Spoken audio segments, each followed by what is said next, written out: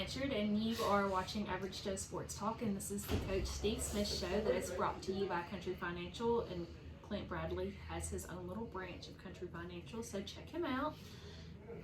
And Coach Smith, big win on the road at Wellborn, my personal #1 rival.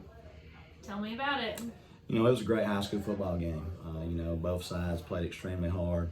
Crowds were into it the whole game. You know, it was loud the whole night. Both sides, played with a lot of energy left on the field. And, big games like that, we had some mistakes. Then we had an interception, a couple fumbles that we lost. And our kids just kept battling. We were able to overcome those turnovers, and we were able to score there with, about 20 seconds left in the game to come out on top. So I'm very proud of our guys, the coaches, for all the work they put in to prepare for this game. And, again, it was great atmosphere. It's what high school football is all about.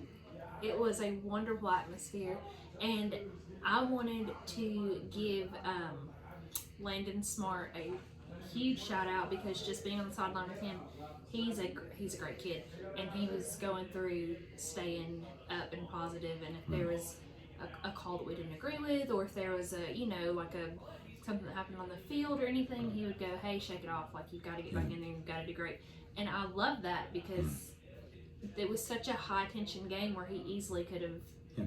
Landon's one of our leaders. He was voted a team captain this year. He's just a junior, but we expect a lot out of Landon. Landon's a really, really fine football player, but he's a great kid, and he's one of the emotional leaders on this team, and he's very passionate about what he does, and he wants to win really bad. Kind of makes him a guy that I really love, having him on our side. And he did a great job tonight keeping those guys positive, keeping them up when things weren't looking too good. Wellborn came back and tied the game at 14, and they tied the game at 21. I think it was 7-7, 14-14, 21-21. It's just a back and forth type game, and you need good leadership, and I'm very proud of him and all of our seniors and the guys that do a great job week in, week out leading our team. I was telling Ben on the way here, well, actually on the sideline, I had told Josh, I said, when I saw Sean go in on offense, I said, let me tell you, he's a defensive player, but he's got the hands of a god. And he was like, oh, I was like, I'm telling you, watch. And then Sean scored a touchdown, like a big momentum swing, like we always managed to get that back. And I told Ben on the way here, I said, I'm so disappointed that Sean's going to go play baseball, because he's so fun to watch play football. Like, I want Sean to live at Piedmont for forever. And and that's what our team is made up of. You're not going to find a lot of Division I type prospects here at our school, but you find a lot of kids that are laid on the line for their team, their community, and are really, really fine football players in the high school ranks. And I think we got a lot of kids that can play after high school, but those people that make those decisions, sometimes they're looking for a particular size, they're looking for a particular speed, they're looking for this or that. And their jobs are on the line. They have to recruit the people they feel like are the best fits for them. But I could go down a long laundry list of people that have played at Piedmont that everybody had a reason that they couldn't play at the next level. And I think for anybody out there listening to me, there's something to be said about kids that are just winners. Maybe at the college level, the pressure's on to succeed, to recruit to a certain standard. I get it, but I'm a high school coach, so I don't know what they go through, but I know that I like kids that are winners and that will lay their guts on the line for their team, and I won't trade ours for anybody else's, I'll put it that way. Well, I know that you have a team full of winners, and I know that people are probably like, my God, we get it, they're great kids, but just wandering that sideline, like, there's never, even when it was like, when I thought I was going to have a heart attack and I thought that my dad was going to have a brain aneurysm, like, I thought we were both going to die out there, they're still going, it's okay, like, you're going to get it next time, like, there are no head hanging, like, they're winners, like, even. Well, and a lot of it, experience goes a long way in games like tonight. And I told the kids this before we ever got on the bus today. The game wasn't going to be too big for us. We played in a lot of big games over the years.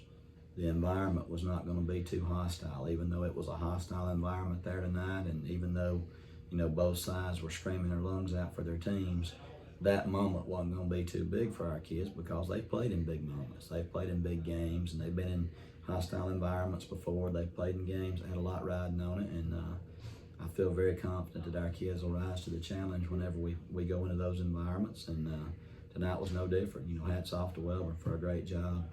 That team that they got a bunch of winners on their team also. Yes. And like I said, there might have been more marquee matchups in the state tonight with higher profile programs or higher classification programs, but nobody left Wellborn Piedmont tonight upset that they invested $7 to watch that game. I can promise you that. No, I think everyone got every dime out of that game. It was a wonderful game. So looking forward, that we're done. It's behind us now. It's a great game, but now we're looking forward to Alexandria. Right. I know it's a it's a non-region game, and Coach Ginn, I've had a lot of admiration for what he's done with that program the last 3 or 4 years, and the way that he's got them playing. He and I talked. It was a game that both of us are going into the playoffs as region champions. And it's not necessarily an ideal opponent from the physical part of what you want week 10 going into playoffs, but it's a game that I think will be a lot of fun for our kids and their kids to play in. Here are 2 schools in the county that have had their share of success in history, and Piedmont and Alexandria played a lot, back in the 50s and 60s and 70s, maybe in the early 80s, but it's been a long time since we played. I think back mid-90s maybe was the last time we played them. And they're a larger school than we are. They got a lot of tradition at their place. They've got some state championship banners hanging in football there. And I just think it'd be a lot of fun for both sides to play that game Friday night. When it's all over with, we both got bigger things in front of us when the playoffs get here. But for next Friday night, it's going to be a lot of fun just to play that game, go to Death Valley and play. I played there when I was in high school, and it was always a tough environment to go into. And those Alexandria folks are real passionate about their football and their team. And depending on how many people they let us carry down there, they want to pack the house. I think we'll pack the house next Friday night, but that's going to be out of our hands since it's not our home game, and I'm sure we'll sell every ticket that they allowed us to be able to come and look forward to it. For sure.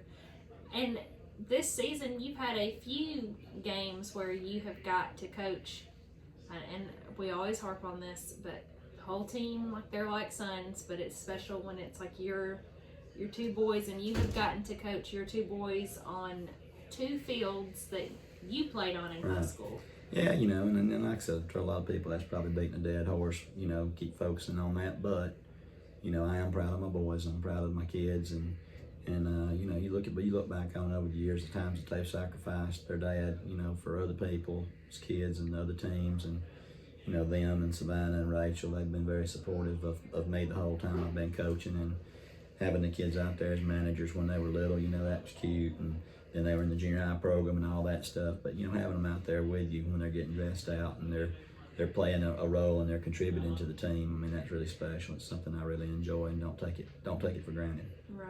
Well, Coach Smith, I know you have a lot to do. I'm going to let you get back to it. But you guys have just witnessed another Coach Steve Smith show starring Coach Steve Smith. And it is brought to you by Clint Bradley with Country Financial. And if you think you're going to die, Clint's your guy. Thanks, guys.